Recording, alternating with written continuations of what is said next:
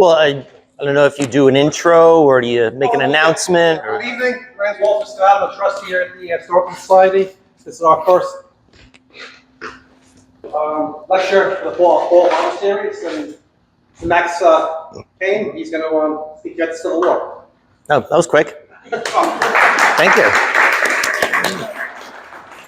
All right. Well, first of all, welcome everybody. I'm glad to see a great turnout. I mean, since it's free, I don't see why not. Let's see, and there's actually a couple of ringers in the audience who actually know me beforehand. I just wanted to ask, before we get started, have any of you seen the 67th New York? Have anybody seen like a Civil War reenactment or a living history demonstration? You can raise your hands. Okay. All right. So you're okay. We know you. How many of you have been to Gettysburg? Hands up. All right. I think most of you have. Excellent. All right. All right. Well, I'm going to start off with introductions. My real name is Matthew Kenny.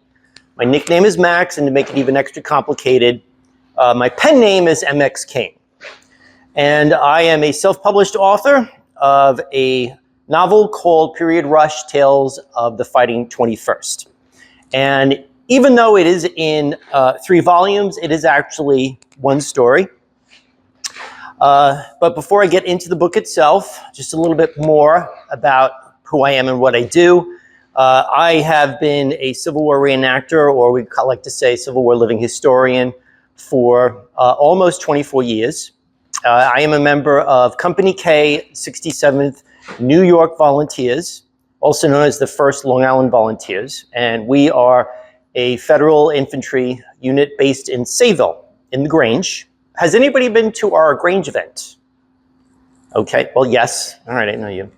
But every September, we hold a big Civil War reenactment at Sayville, in case you're interested.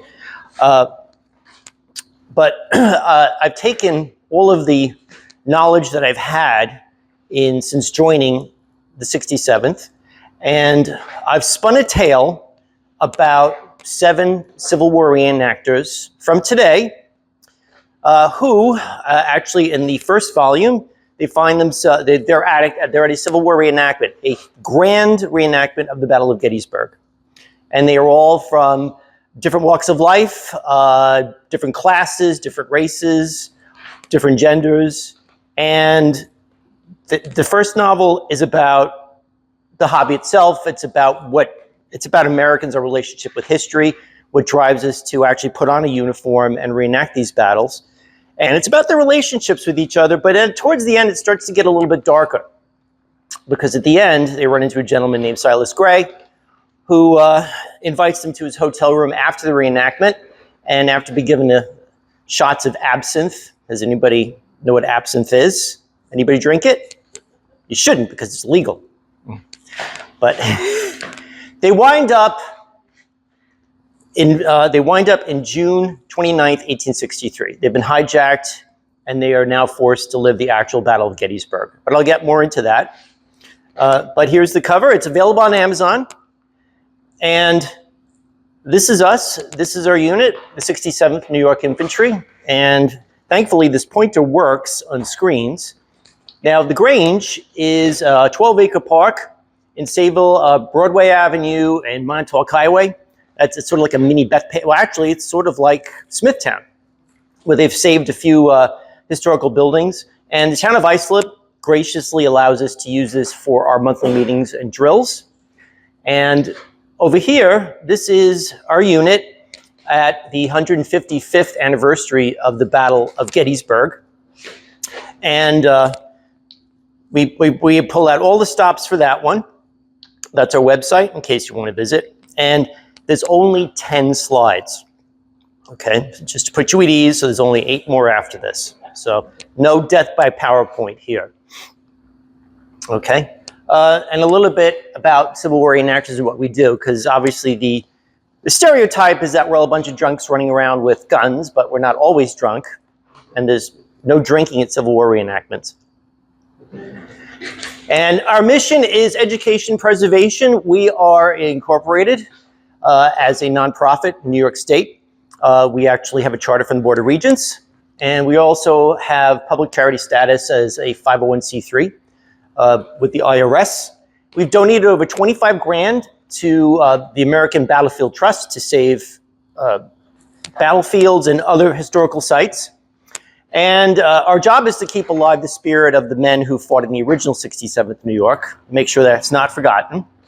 A few more about these photos. Okay, now this is us at our monument. There are 2 monuments in existence specifically for the 67th New York, just 2. First one is in Gettysburg on Culp's Hill. And we visit there every Remembrance Day, which is the anniversary of Abraham Lincoln's Gettysburg Address. And the other is here. It's a simple stone monument which is in Bayside, Queens. It's a place called Dermody Triangle. It's small, but it's run by the city of New York, but we work with the Bayside Historical Society for ceremonies, either Memorial Day weekend, Memorial Day or Veterans Day, where we relieve. Captain William Dermody actually lived there. That was his farm. I mean, now it's all co-op buildings. And he was killed at the Battle of Spotsylvania in 1864, and his sister erected this monument. And this last one here also is related to preservation. These 2 flags that you see here, these are flags of the original 67th New York, which were found at Plymouth Church in Brooklyn. Anybody know anything about Plymouth Church? Anyone? Okay, well, I'm going to get into that in a second. All right, but first, some of the things that reenactors do. Well, obviously, we do reenactments. And this is, again, this is from the 155th of Gettysburg. As you can see, there was at least 7,000 reenactors that year, which actually is small compared to some of the bigger ones. I went to one for the 145th in 2008. It had 14,000. 1998, when they had the 135th, they had over 30,000 reenactors. All right, now that's us again at the Grange, because we do drills and meetings. We meet the last Sunday of every month at 9 a.m. So, and we drill because, well, these are actually real muskets, and we want to make sure that we know how to use them properly. And we also practice all the maneuvers on the green, according to the manuals at the time. And plus, we have to discuss business, treasury, schedules, things like that. And we do school programs. We would be hired by schools to come in and do a full day program. I think in New York, it's like 5th and 7th grades. And actually here, Smithtown Historical Society, every year, we've been doing this up until like about 2022. Smithtown would invite the entire Civil War reenactment community. So it wouldn't be just us. It would be the Confederate unit, the 30th Virginia, which I just said 30th Virginia, and 2 of them just walked in right now. Okay. Hello. So 30th Virginia, we also work with an artillery unit. We also work with cavalry. And we would actually put up a whole school program out on the fields here. Living history events would be, like this is the base, this is Fort Totten. If you haven't been there, I suggest visit. This fort here is where the Bayside Historical Society has all of its exhibits, and we go there every fall. And a living history is just a general public education program for all ages. And then we do lots of parades. This, again, is Remembrance Day. A lot of people don't know about it, but Remembrance Day is a big deal. Abraham Lincoln's Gettysburg Address, that's the anniversary, but it is sort of Mardi Gras for Civil War reenactors, where we all pile in. Obviously, there is a serious, solemn element of it where we all have these ceremonies going on all over the battlefield, but also there's this huge parade, and then in the evenings, it's all these dinners and balls. It's kind of a celebration. It also concludes the season for us. And special events, that could be lots of different things we've been hired to do. Well, a lot of it is sort of for cemeteries, for dedicating gravestones for Civil War veterans. All right. Does anybody have any questions up until now? Okay. All right. All right, the original 67th New York. Henry Ward Beecher. Does anybody know that name? Okay. He was sort of like the Billy Graham of the 19th century. He was probably the top preacher in all of the U.S. And he was an ardent abolitionist, and he preached at this Plymouth Church. Okay. again, if you're ever in Brooklyn Heights, check it out. It is it might not seem like much on the outside, but it's this huge indoor, it hosts 25,000 people. Abraham Lincoln was there, Martin Luther King. It's well worth the trip. But anyway, he financed 3 separate Civil War regiments, including ours. And in fact, another nickname of the 67th New York was Beecher's Pets. And we fought for 3 years because the enlistment period for volunteers was 3 years, from 1861 to 1864. The original 67th fought in most of the big famous ones, Gettysburg, Chancellorsville, Wilderness, Spotsylvania, the various battles of the Peninsula Campaign. And when the enlistment was over in June 1864, about 2/3 decided they wanted to see this thing out. They said, let's see this right to the end. So they re-enlisted with the 65th New York. And while they were with them, they fought at the Battle of Cedar Creek, which we're going to be doing in 2 weeks. That's in the Shenandoah Valley in Virginia. And they also witnessed the surrender at Appomattox. As for casualties, the casualty rate was about 1/3. And about 1,500 men and boys served during that whole period. And when I say boys, I mean boys. So American Civil War is the last war where actually minors were sort of in the ranks. They weren't in the front line. They were in the bands. But it was still dangerous. And the last meeting of the original soldiers was on 1911, which was 50 years after they enlisted. And I told you about the monuments. And here, we don't have a whole lot of primary source material on the 67th. Thankfully, a lot of descendants have found us online. And this is a Matthew Brady photo of the original 67th as they were training at a place called Camp Proctor in DC. All right. Okay, just some basics about the American Civil War. Obviously, the worst war in American history. If you combined all the casualties from every other war, from the Revolution right on up, still would not total the American Civil War. Originally, the casualties were believed to be 620,000 killed, but that's now been revised to 750,000, which is 750,000. And when we see this, when we're at the schools, of course I tell them, I said, there was no math on this, but if you had the American Civil War today, how many soldiers would you have to kill off? And I would tell them, well, our population is 10 times. So instead of 750,000, you'd have to move the decimal point right over. So that would be 7.5 million. So I compare it this way. You'd have to nuke the entire city of New York to get a comparison as to how much death there was at that time. No one was untouched. And that's just the soldiers. You have to remember, this was all fought on American soil in the South. So there were a lot of direct and indirect civilian casualties as well. And as far as the Gettysburg was the mother of all battles, not just in the US, but the entire Western Hemisphere. 165,000 engaged, 46,000 casualties, 7,800 killed over the 3 days, 27,000 wounded, and 11,000 missing or captured. And this was over July 1st, July 2nd, and July 3rd, 1863. And any questions? Nope. Yes? How does dysentery affect those statistics? Well, dysentery, I mean, that was probably, well, yeah, that would be sick. There would be a lot of people out on sick call. But a lot of people fought with dysentery. In fact, the most famous one would be Robert E. Lee. I mean, he was, well, let's just say that during the battle, he had to take care of business.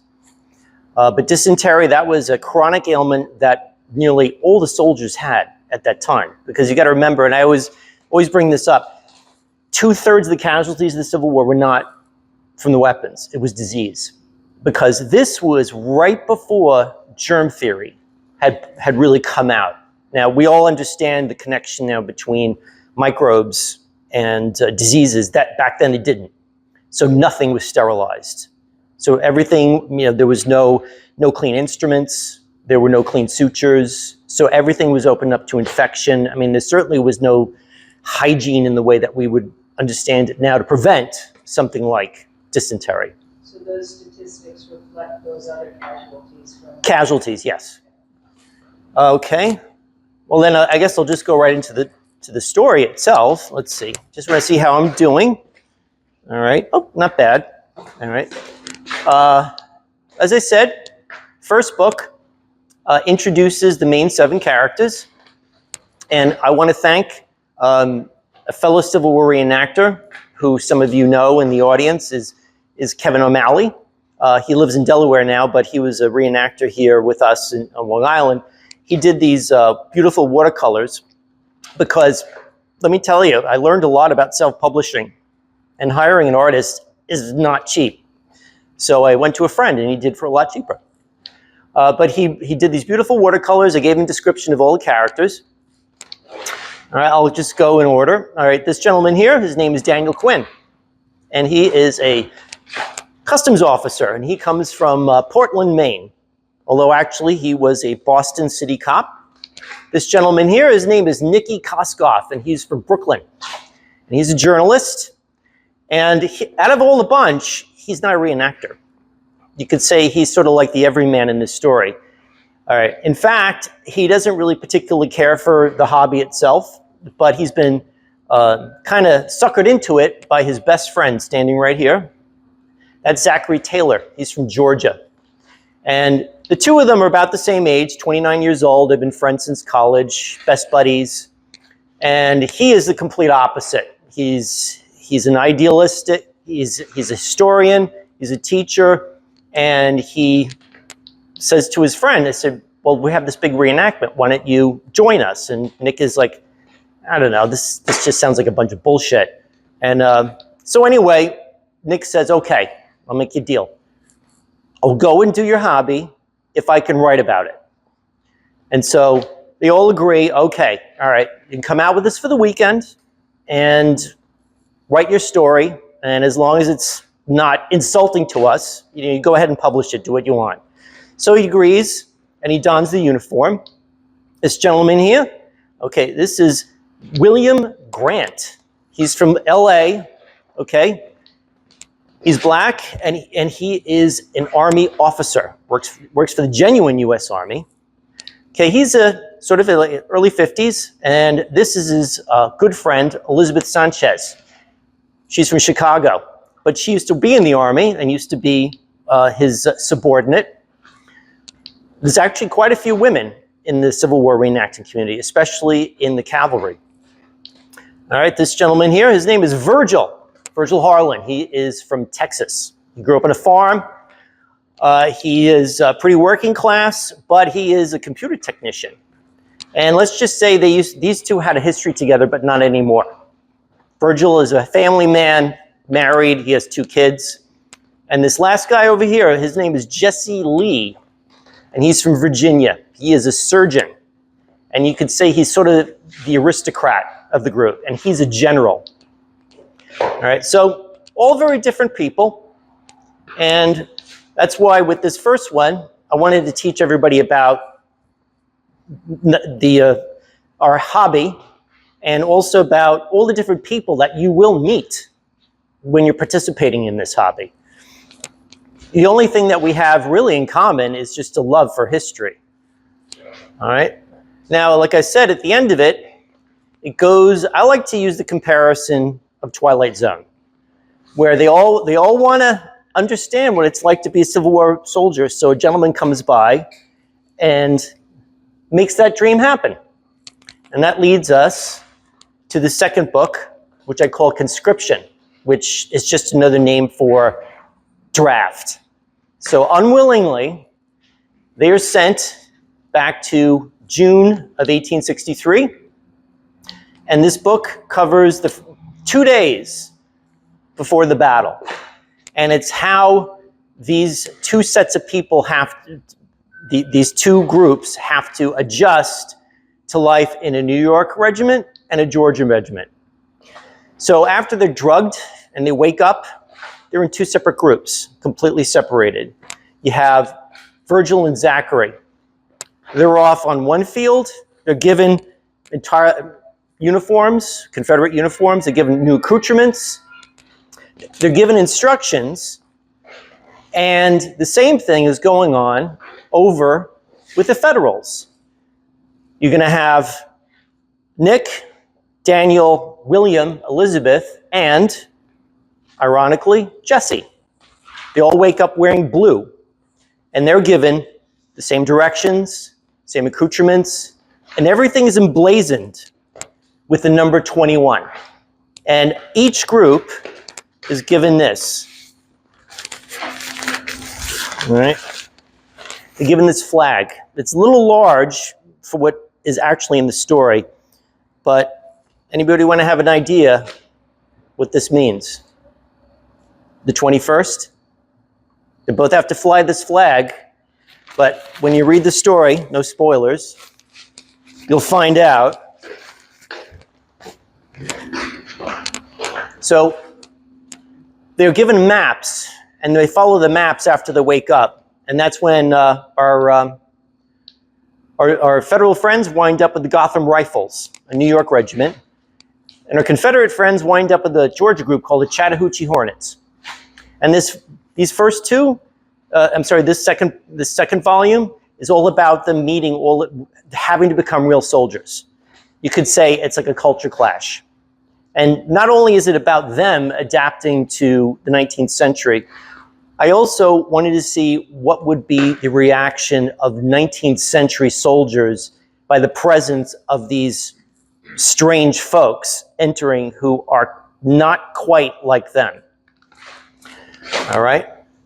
Now, the last book is called Seeing the Elephant. Now, apart from all of my reenacting friends here, does anybody else know what that means? Anyone take a guess? It's kind of an old-fashioned term. Sorry? The elephant in the room.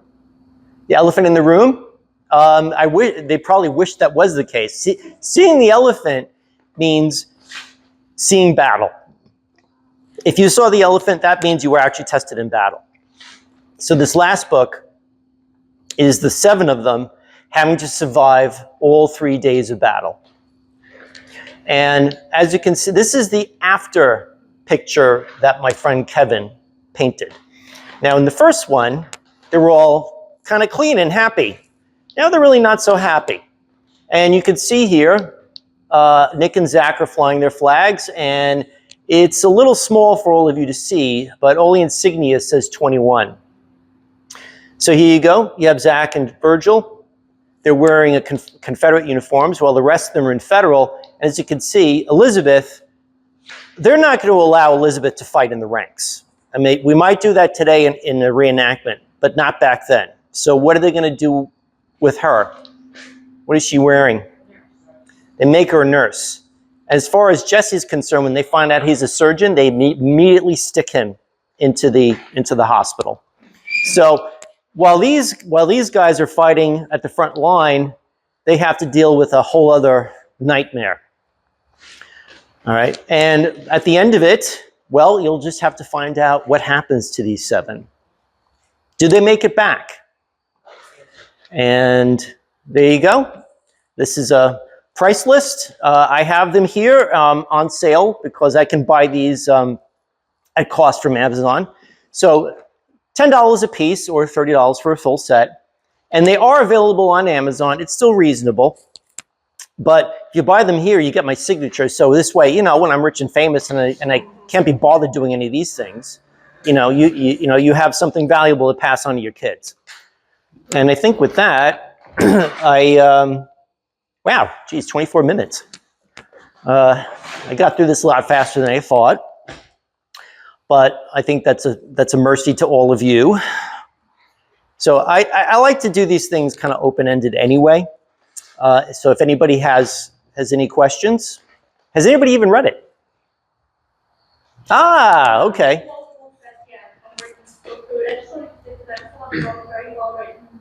I really enjoy the vocabulary that you're using in it. I'm a foreigner, not from here. So for me to read beautiful English, just the way you wrote it, it's just a pleasure. Oh, thank you.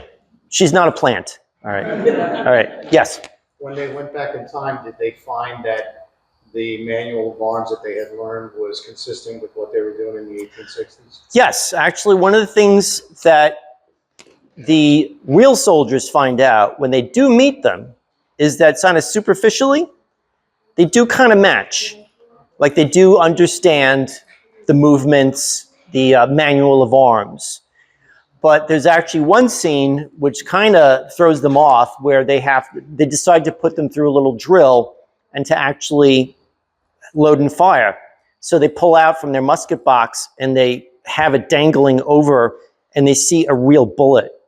And it's at that point they're just dumbstruck because they realize you're going to kill somebody. This is not blanks. This is the real thing. Anyone else? Nope. Is Walter here? Oh, Walter. Okay. Do I have to entertain them for another half an hour? Or all right. Well, I didn't think I'd get through that fast. Well, if there's no other questions, please feel free to come up. I have these on sale, and there's cookies in the back. I know that's tough competition, well, I just appreciate all of you for coming out. Certainly, my fellow reenactors for coming out here and giving me some moral support. Is that your uniform back there with the sword? Yes, it is. It's my uniform. I did not put on the coat tonight because this is not air conditioned. Yeah. And I just thought I would wear the vest. I still look pretty classy, I think. Yeah. Yes. Okay. I can do that for you. All right. Well, now, can anybody guess my my rank when I put the coat on? See the strap? You close? Yeah, you're getting colder. Yes, lieutenant. Right. So the insignia is kind of the same as today's modern day insignia. Now the difference is, certainly for the enlisted men, and actually there's a few enlisted men here, is they have chevrons, they have stripes, but the stripes are pointing down. Now I don't know when it happened, but now they point upwards. Okay? And also, when you see us, if you see that a soldier, the stripes and the piping is in blue, that means they're infantry. If it's in red, they are artillery, and if it's yellow, they're cavalry. There's also green, and that's medical. All right? But everything is wool, except for shirts and undergarments and stuff. That's all still cotton. And I would have a sidearm. Okay. Okay, the Corps badge I don't have on right now because whenever we go out and we do reenactments, what they'll do is they'll give us a felt Corps badge. For any of you who doesn't know, I describe Corps badges as Lucky Charms because there was a system developed by General Hooker in 1863. This is in the federal side. Army of the Potomac. Every Corps had a badge, and you had circles for the first one. Second was shamrocks. Forgot what third was. Fourth were diamonds. Fifth was a Maltese cross. Sixth was a Greek cross. You kind of get the idea. And then there are 3 divisions in each, so you'd have red, white, and blue. So this way, all the big wigs can take a look at the soldiers and see, okay, who's here? It's like sort of like a ID badge in a way. All right, but this is my sword, and the sword is something that by the time of the U.S. Civil War, sorry, I'm actually just screwed up all the audio and everything I just said before. Anyway, so the sword, by the time of the U.S. Civil War, had become kind of obsolete because you didn't have sword fights. I'm sure it might have happened in some occasions, but not really. I mean, this was more ceremonial, and this became more of a directional out on the field when you're giving orders, because when you go to a Civil War reenactment, it's actually pretty loud, and you need to have all of these nonverbal cues in order to direct the troops. And well, the sword is fine, but one thing that is really beautiful when you see us marching is our flags. And the flags are massive, if you've ever seen a Civil War. And it's massive not for pride reasons. I mean, it has a function. It's supposed to be this big visual cue for all of you to follow. And they're at the center. So what happens is you have the line, and then you have them at the center, and they move forward, and everybody moves forward. That's why being in the color unit was so deadly, was because, well, the enemy wants to take you out, because it's like poking the eyes out of the enemy. And that's why, yes. Where do we get the uniforms from? We get these from stores called sutlers. Now, a sutler was a phrase used back then for private businessmen that would follow the army and sell them all sorts of things. Now today, when we use sutler, these would be mostly small mom and pop kind of shops, and they're mostly like in Pennsylvania and down south, and they have plenty of historical material to make reproductions, especially say the uniforms. And so when you buy these, like for example, like this coat. If you bought it sort of retail, it could be up to $400. But if you buy something and then you look after it, and this will last you for your entire career, unless you decide to change your weight. Yeah. And like the muskets, I don't have a musket. I do have one at home, but an officer wouldn't carry one. But the muskets are reproduced exactly as they were, as either Springfields or Enfield rifles. And again, those might be the most expensive pieces that you buy in the hobby. But again, if you buy it, it'll last for the entire time that you're in it. Why would an officer not carry one? Well, officers would have a sidearm. The enlisted men would be the ones in the ranks firing the muskets. I mean, the officers would be, they'd be the supervisors overlooking all the employees. They'd be the ones, giving the orders and directing traffic, so on. Yes? Can you tell us more about the flags that were found? How were they found? Yes, Plymouth Church. A little bit more about Plymouth Church. And I can't emphasize enough how it really is a gem to go and visit. Because Henry Ward Beecher was the founder of our unit, obviously the veterans, when they came back, had a close relationship with the church. And they used to meet there because they discovered a glass case with all of these flags in them. Now, most of them are probably going to be like post-war, like veteran flags. Although there might be a battle flag in there, we don't know. So we got a phone call about 10 years ago from a woman named Loris Rosenbuch. She worked there, and they said they discovered this case in the corner of their gymnasium. Now, it probably had a much more prominent place, but then maybe they just moved it up in the corner and then just forgot about it.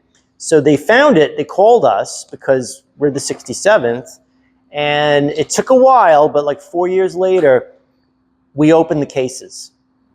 But they were all wrapped up kind of in netting, and we didn't want to take responsibility for unraveling them. Some of them were actually okay to kind of unfurl, but it's been going on for years now, I think 6 or 7 years.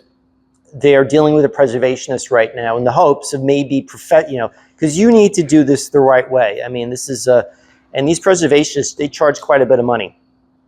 If you've ever seen reconstructed Civil War flags, I mean, there's a whole lot of them up in Albany at the state capitol, which is an amazing exhibit. Yeah.